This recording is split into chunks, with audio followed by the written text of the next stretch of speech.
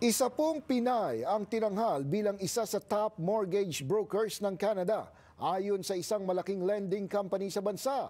Panoorin po ang kwento ni Jillian Cortez at ang kanyang tagumpay sa larangang bibihirang makita sa mga Pilipino. Narito ang report. Nagbago ang buhay ng pamilya ni Jillian Cortez nang yumaong kanyang ama sa Pilipinas nang siya'y 14 na taong gulang pa lamang. Pero dahil kailangang buhayin ng 6 na magkakapatid, nagdesisyon ang kanyang ina na mag-OFW hanggang sa sila'y nakarating ng Canada. Nursing student pa lamang noon si Jillian nang dumating at nursing aide ang naging first job, kabilang ang maglinis ng mga pinagdumihan sa banyo. I remember it was my first day on my job at talagang na-shock talaga ako, Kuya Ron. Pagpasok ko doon, syempre nursing aide ako, inutusan na ako ng nurse na, o sige, linisin mo na lahat ng kalat. And ako, coming from the Philippines na estudyante lang po ako, hindi pa ako sanay sa ganun na setup.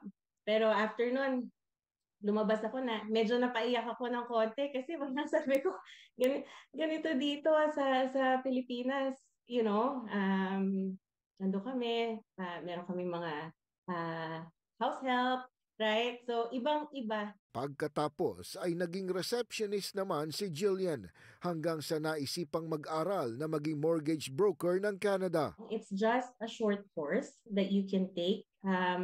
Sa akin lang din at that time because I was working at the same time. You know, it took me parang from the time that I enrolled from the course parang 1 year before I actually took the licensure exam and, you know, pass it. Ngayon, isa na sa kinikilalang magaling na mortgage broker si Jillian sa Filipino community man o sa ibang lahi. We work with a long list of lenders instead of working with just one bank. And depende doon sa situation ng kliyente.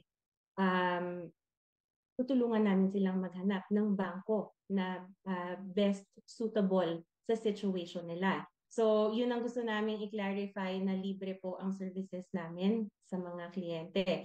These lenders and banks, they pay us a one-time referral fee for sending them a client, right?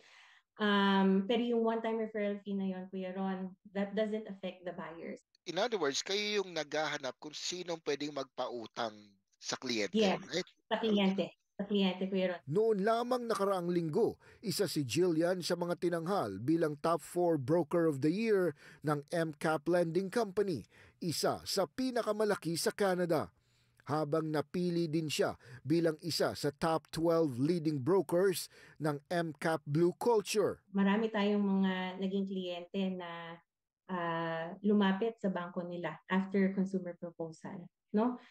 Na right off the bat denied agad. So sa atin, Kuya Ron, hindi natin binabaliwala yung mga ganun na kliyente. Marami tayong natulungan na galing sa ganung situation. Noong 2021, siya rin ang tinanghal bilang Partner of the Year ng isang brokerage firm. Bibihira ang mga Pilipina sa kanyang napiling larangan, kaya pilit niyang itinatayo ang galing ng Pinay pagdating sa profesyong ito. It took me a while, Kuya Ron, for me to do that leap, no? From being a salaried employee kasi sanay ako na may tatanggapin ako for the month. Whereas as an independent mortgage broker, kung wala akong kliyente, wala akong kikitain. I'm here for any of those na gustong magsimula as a mortgage broker. I don't look at it as a competition. Mas marami tayong natutulungan to get out of, you know, renting ng mga kababayan natin.